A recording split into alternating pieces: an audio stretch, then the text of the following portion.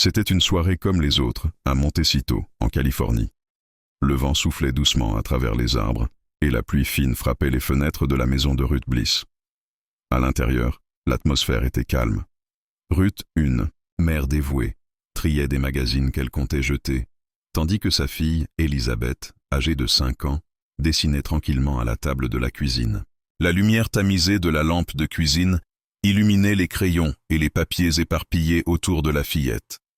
Une odeur d'électricité flottait dans l'air, un signe que la tempête s'intensifiait dehors. Elisabeth, absorbée dans son dessin, n'avait pas l'air d'une enfant ordinaire.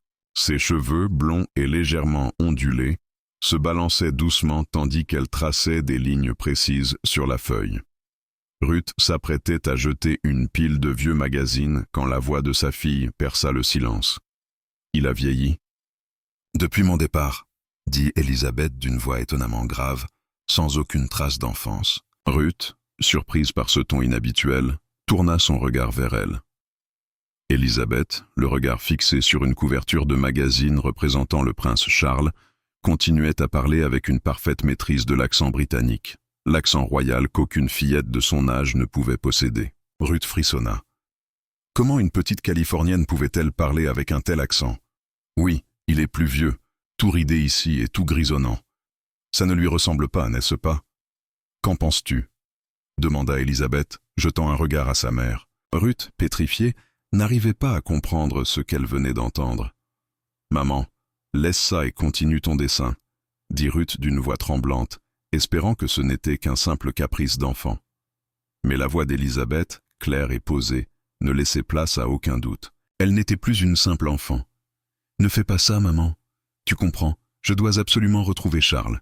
Je dois lui parler, » insista Elisabeth, son regard devenu plus sérieux. Elle tourna son visage vers sa mère, ses yeux pétillants d'une intensité inhabituelle. Ruth sentit un frisson parcourir son échine. « Qu'est-ce que tu veux dire, ma chérie? Tu veux retrouver Charles ?» demanda Ruth, une pointe d'inquiétude dans la voix. Elisabeth posa son crayon, se leva lentement et s'approcha de sa mère. « Je suis sûre qu'il est au château de Balmoral à Aberdeen. Il doit y être, maman. Nous devons y aller maintenant, » dit-elle sans trembler, comme si ce n'était pas la demande d'une petite fille, mais d'une adulte. Ruth écarquilla les yeux. Le château de Balmoral, le domaine royal en Écosse. Pourquoi sa fille parlait-elle d'un endroit aussi spécifique? Un endroit que seuls les membres de la famille royale ou leurs proches connaissent. Ruth tenta de rationaliser la situation, mais quelque chose en elle se brisait. Ce n'était pas normal. « Chérie, tu sais bien que ce n'est pas possible. Tu ne connais même pas Balmoral, » répondit Ruth, sa voix devenant plus nerveuse. Elle s'assit en face de sa fille, cherchant à comprendre. Mais Elisabeth, calme et résolue, ne semblait pas être la même petite fille qu'elle connaissait. « Je t'ai dit, maman, il faut qu'on y aille, maintenant », répéta Elisabeth avec une douceur inquiétante dans sa voix. Ruth sentit un frisson glacial courir le long de son dos. Que se passait-il ici? Que venait de dire sa fille? Une enfant de 5 ans ne pouvait pas connaître un endroit aussi précis. Ce n'était tout simplement pas possible. Alors que la tempête faisait rage à l'extérieur, Ruth se leva et se dirigea vers la fenêtre, le cœur battant. La pluie frappait contre les carreaux, mais l'agitation dans son esprit était bien plus intense que la tempête dehors. Elle se tourna à nouveau vers Elisabeth. Cette fois, elle n'arrivait plus à douter. Il y avait quelque chose de terrifiant dans le regard de sa fille, quelque chose de bien plus grand qu'un simple jeu d'enfant. « Pourquoi dis-tu cela, mon amour ?» demanda Ruth, sa voix se brisant. Elisabeth la regarda, un léger sourire au coin des lèvres, mais ses yeux, eux, étaient pleins de sagesse, comme si elle portait le poids de plusieurs vies. « Parce que je suis Lady Di, maman. Et je dois terminer ce que j'ai commencé, » répondit Elisabeth, comme si elle parlait d'un fait évident, comme si tout cela était parfaitement normal. Ruth, son esprit en ébullition, se sentit paralysée. Lady Di? Sa fille prétendait être la réincarnation de la princesse Diana? Cette idée, farfelue et impensable, se fraya un chemin dans son esprit. Ruth essaya de secouer la pensée, mais elle savait que quelque chose d'incroyable venait de commencer, et cela allait changer leur vie à jamais. Ruth passa la nuit à tourner et se retourner dans son lit, incapable de trouver le sommeil. Elisabeth, qui avait semblé si innocente quelques heures auparavant, hantait maintenant chaque recoin de ses pensées. Le matin suivant, la tempête s'était calmée, mais le climat dans la maison de Ruth était devenu lourd, presque oppressant. Les paroles de sa fille résonnaient sans cesse dans sa tête. « Je suis Lady Di ». Cette phrase n'avait cessé de hanter ses pensées. Elle se leva tôt ce matin-là, avec une urgence qu'elle ne comprenait pas elle-même. Après tout, comment pourrait-elle expliquer une telle chose à quelqu'un? Comment expliquer qu'une enfant de 5 ans puisse prétendre être la réincarnation de l'une des personnalités les plus célèbres et tragiques de l'histoire moderne? Ruth savait qu'elle ne pouvait pas ignorer cette situation, mais elle ne savait pas par où commencer. Ce matin-là, Ruth décida d'agir. Elle se rendit dans le salon où Elisabeth jouait tranquillement, dessinant encore. L'atmosphère semblait étrange, comme si la petite fille savait que quelque chose de plus grand se passait. Elle s'approcha lentement de sa fille et s'assit à ses côtés. « Elisabeth, tu as dit des choses hier soir, des choses qui m'ont beaucoup troublée. » Commença Ruth, la voix hésitante. Elisabeth leva les yeux vers elle, un regard sage et détaché, comme si elle savait déjà ce que sa mère allait dire. « Je sais, maman, répondit-elle simplement. Je suis Lady Di. J'ai fait des erreurs, mais j'ai aussi des choses à dire.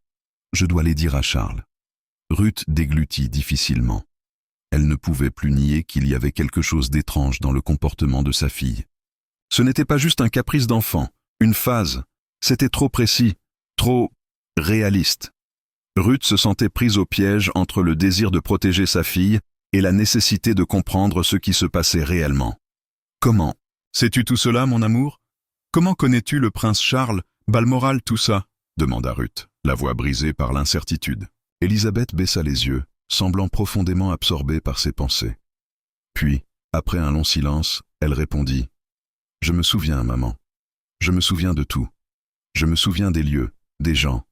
Ils m'ont effacé, mais je me souviens de tout. Et je dois leur dire, je dois leur parler. » Ruth sentit un frisson glacé parcourir sa colonne vertébrale. Comment une enfant pouvait-elle parler avec une telle conviction? Comment pouvait-elle se souvenir de choses qu'elle n'aurait jamais pu apprendre? Elle décida de ne plus lutter contre cette étrange vérité qui commençait à prendre forme dans son esprit. Ruth savait que cette situation n'était pas ordinaire, qu'il y avait quelque chose de bien plus grand derrière tout cela. Elle devait comprendre ce qui se passait. Les jours suivants, Ruth se consacra entièrement à comprendre ce qui se passait avec Elisabeth. Elle se rendit dans les bibliothèques locales, cherchant tout ce qu'elle pouvait sur la réincarnation, les phénomènes paranormaux et les histoires similaires. Mais plus elle creusait, plus elle se sentait submergée par l'ampleur de ce qui semblait être une réalité parallèle à celle qu'elle connaissait. Lors d'une soirée particulièrement difficile, Ruth décida de contacter un expert en réincarnation qu'elle avait trouvé lors de ses recherches en ligne, le docteur Léonard Dupont, un psychologue, spécialisé dans les phénomènes inexpliqués. Après une longue conversation, Ruth réussit à obtenir un rendez-vous pour rencontrer le docteur Dupont en personne. Le docteur Dupont était un homme dans la cinquantaine, calme et posé. Il accueillit Ruth et Elisabeth dans son cabinet, une pièce austère décorée de livres et de documents sur des sujets aussi variés que la parapsychologie, la réincarnation et les phénomènes inexpliqués. Elisabeth, fidèle à son attitude calme et mature, ne semblait pas perturbée par l'environnement. Elle se dirigea directement vers une étagère remplie de livres, observant les titres comme si elle les connaissait tous. « Vous voyez ?»« Madame Bliss », expliqua le docteur Dupont, « ce que vous vivez n'est pas une rareté, bien que les cas aussi détaillés que celui-ci soient extrêmement peu fréquents. Il y a eu plusieurs études sur des enfants qui se souvenaient de vies passées. Mais ce cas est particulier. Les informations que votre fille fournit sont trop précises pour être le fruit de l'imagination d'un enfant. » Ruth écouta attentivement, bien que l'anxiété montait en elle. Le docteur Dupont continua, notant dans son carnet quelques points de réflexion. Les détails qu'elle décrit, des lieux spécifiques, des interactions avec des membres de la famille royale, sont au-delà de ce que l'on pourrait attendre d'un enfant de 5 ans. Il y a des indications ici qui suggèrent que ces souvenirs ne sont pas simplement des inventions, mais pourraient réellement être des souvenirs d'une autre vie. Ruth se sentit déstabilisée par ces paroles. Elle avait espéré entendre une explication plus rationnelle, quelque chose qui pourrait dissiper ses doutes. Mais à mesure que le docteur Dupont parlait, elle commençait à comprendre qu'il n'y avait pas de réponse facile. Les jours suivants, Ruth observa Elisabeth avec une attention redoublée. L'enfant continuait à faire des commentaires sur des événements historiques, des lieux et des personnages de la famille royale. Ce qui était encore plus étrange, c'était sa manière de parler des petites habitudes de la princesse Diana. Un jour, alors qu'elles étaient en train de déjeuner, Élisabeth se tourna vers sa mère et dit « Tu te souviens du parfum que Diana portait toujours, maman ?» C'était tellement doux, c'était l'eau de toilette que j'aimais. Ruth se figea. Elle n'avait jamais parlé à sa fille de Diana, ni des parfums qu'elle portait. Mais ce n'était pas tout. Un après-midi, alors qu'elle passait devant une boutique de souvenirs, Élisabeth s'arrêta soudainement et fixa une photo encadrée de Diana. Elle pointa du doigt et murmura « C'est moi. Là, je suis avec Charles. » Ruth, choquée, se tourna vers elle, une question brûlante au bord des lèvres. « Comment sais-tu cela, chérie ?»« Je m'en souviens, » répondit Élisabeth simplement. « Je me souviens de tout. » Ruth commença à se demander si sa fille pouvait vraiment être la réincarnation de Lady Diana. Elle n'avait pas d'autre explication. Rationnelle à ces révélations, les jours passaient et chaque nouvelle révélation d'Élisabeth semblait défier la réalité. Ruth, bien que toujours sceptique, ne pouvait plus ignorer les détails que sa fille partageait si librement. Chaque mot, chaque souvenir semblait être d'une précision si frappante qu'il était impossible de les attribuer à l'imagination d'un enfant. C'était comme si Élisabeth connaissait la vie de la princesse Diana mieux que quiconque. Ruth n'était plus dans le déni, mais dans une quête de vérité.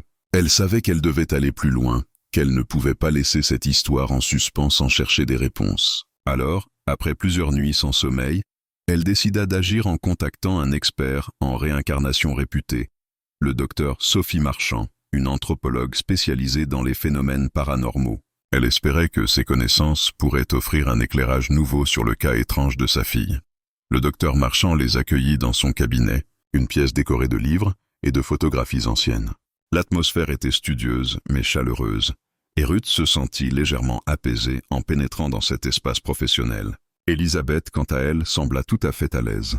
Elle observa chaque coin de la pièce comme si elle y avait déjà été plusieurs fois. « Ruth, je vous écoute », dit le docteur Marchand, qui semblait connaître l'histoire d'Élisabeth bien avant la rencontre. Ruth s'assit, serrant les mains de sa fille dans les siennes, et commença à raconter l'histoire dans les moindres détails.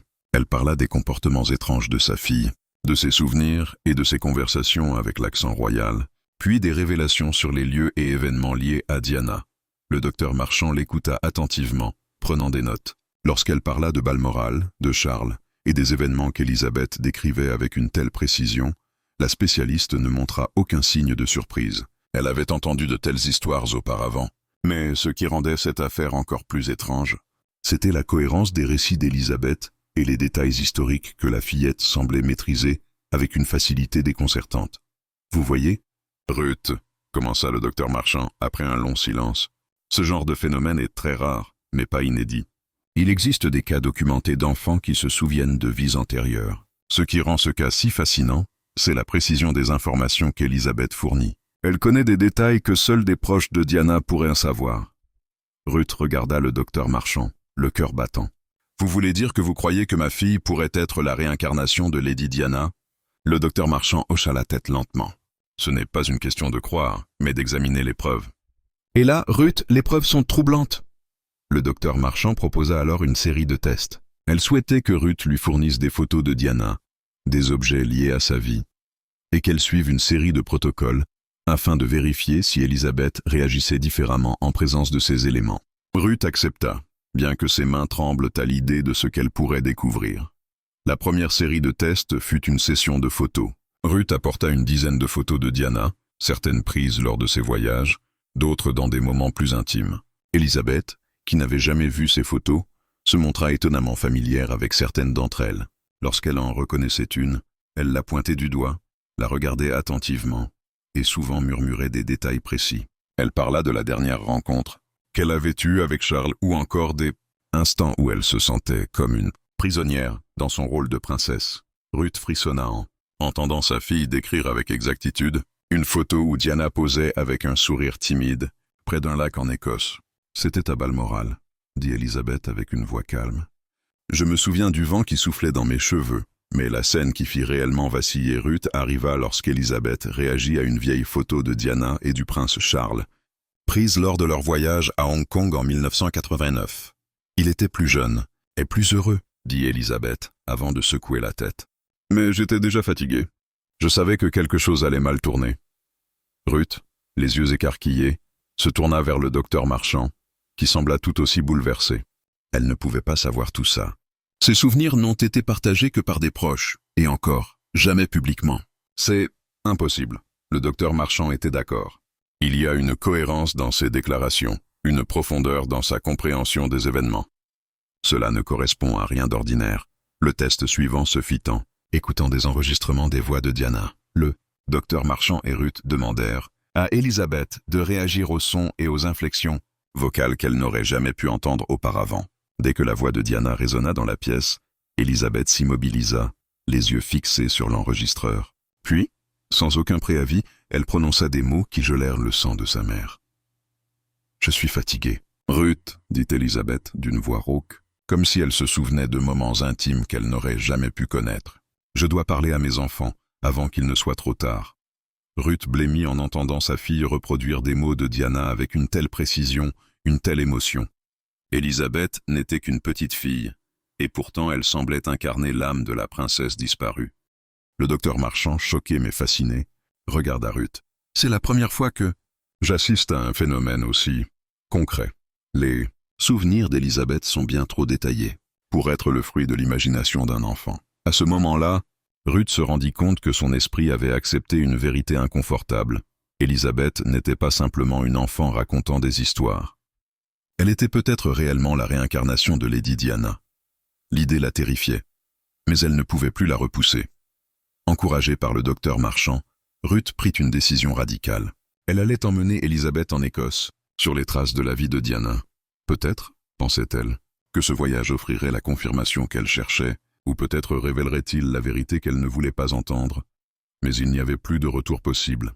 Ruth savait que sa vie, et celle de sa fille, venaient de basculer dans l'inconnu.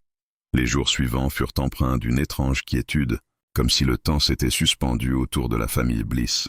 Ruth, bien que toujours secouée par ce qu'elle avait découvert, savait qu'elle ne pouvait pas revenir en arrière. La vérité, bien qu'inquiétante, s'était imposée d'elle-même. Sa fille, Elisabeth, semblait posséder des souvenirs, des connaissances et une sagesse qui dépassaient tout ce qu'une enfant de 5 ans pouvait comprendre. Mais ce n'était pas tout. La dernière révélation, la plus troublante de toutes, était encore à venir. Ruth, déterminée à comprendre ce qui se passait, décida d'emmener Elisabeth à Balmoral, en Écosse, le lieu qui avait été un refuge et un symbole pour la princesse Diana. Ce voyage ne relevait plus de la simple curiosité. C'était une quête. Ruth sentait que ce qu'Elisabeth disait n'était pas de l'imagination, mais quelque chose de bien plus profond. Si sa fille était réellement la réincarnation de Lady Diana, ce voyage pourrait révéler des détails inédits, des informations qui confirmeraient ou infirmeraient l'hypothèse. Elisabeth, comme si elle attendait ce moment, sembla particulièrement calme durant tout le trajet. Elle ne parlait presque pas, se contentant de regarder par la fenêtre, comme absorbée par des pensées lointaines. Ruth, quant à elle, ne cessait de se demander ce qu'elles allaient découvrir en arrivant là-bas. Était-ce possible que son enfant, son petit ange, puisse être le prolongement de l'âme de quelqu'un d'autre, une âme aussi emblématique que celle de la princesse Diana? Le château de Balmoral, majestueux et imposant, se dressait devant elle. L'air était frais, piquant, comme si la nature elle-même voulait offrir un accueil digne de la royauté. Ruth avait préparé ce voyage avec soin, mais une fois sur place, elle réalisa que le lieu était chargé d'une énergie particulière, presque surnaturelle. Elisabeth descendit de la voiture et marcha lentement, la tête haute, comme si elle savait exactement où aller. Elle s'arrêta devant un grand arbre, un vieux chêne qui semblait avoir vu des siècles de l'histoire royale défiler. « C'est ici que je me suis souvent promenée avec Charles », dit Elisabeth, en pointant du doigt une allée pavée. Ruth frissonna.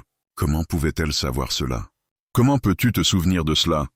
Demanda Ruth, les mains tremblantes. Elisabeth tourna son regard vers elle et répondit calmement. Je me souviens de tout, maman. De chaque pas, de chaque souffle d'air. Je suis revenue pour une raison. Les mots d'Elisabeth étaient lourds de sens. Ruth se sentait prise dans un tourbillon.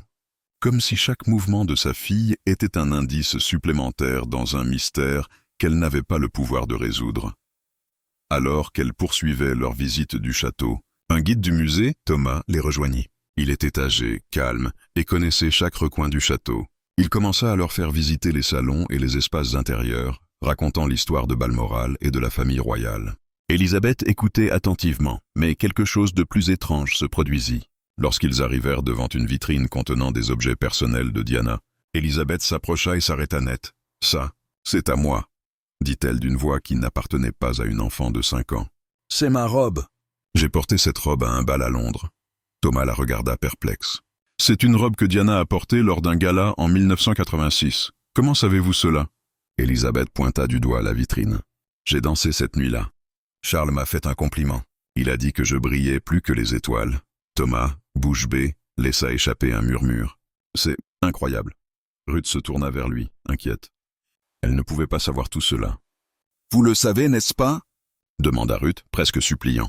Thomas prit un moment pour répondre, son visage devenu pâle. « Je ne peux pas l'expliquer. » Mais c'est impossible pour un enfant de connaître ces détails. Les seuls à connaître ces souvenirs sont ceux qui ont vécu avec Diana. Ruth n'eut pas besoin de plus de confirmation. Elle savait au fond d'elle que sa fille était liée à Diana d'une manière qu'elle ne pouvait pas comprendre. Les paroles d'Élisabeth prenaient un sens nouveau. Ce n'était pas une coïncidence, ce n'était pas une simple imagination d'enfant, c'était réel. Lors de leur visite dans les salons privés, Élisabeth s'arrêta devant un piano ancien. Elle s'assit et commença à jouer une mélodie douce, presque mélancolique, sur les touches. Ruth s'approcha, stupéfaite en entendant la mélodie. C'était une composition douce et complexe, mais ce qui frappait le plus, c'était la manière dont Élisabeth jouait. Sa petite main glissait sur les touches avec une maîtrise et une fluidité incroyables pour une enfant de son âge.